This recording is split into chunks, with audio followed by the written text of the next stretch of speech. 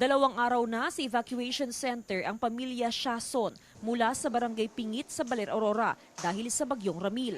Kasama ni Aling Angeli ang kanyang 4 na anak at 2 pamangkin sa evacuation center.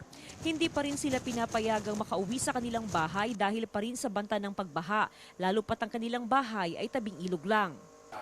Baka po biglang umanong tubig. Kaya po dito kami pinaano.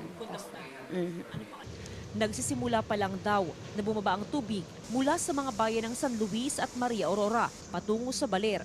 Kung tataas pa ang tubig sa ilog, posible pang bahain ang mga nasa low-lying areas. We're still monitoring the situation kasi baka tumaas pa ang mga level ng tubig sa ilog natin dahil upon coordination with other municipality na mas ahead, mas nauuna sa amin. Baka tumaas yung tubig nila sa amin kasi ang drain dito sa bayan ng Baler.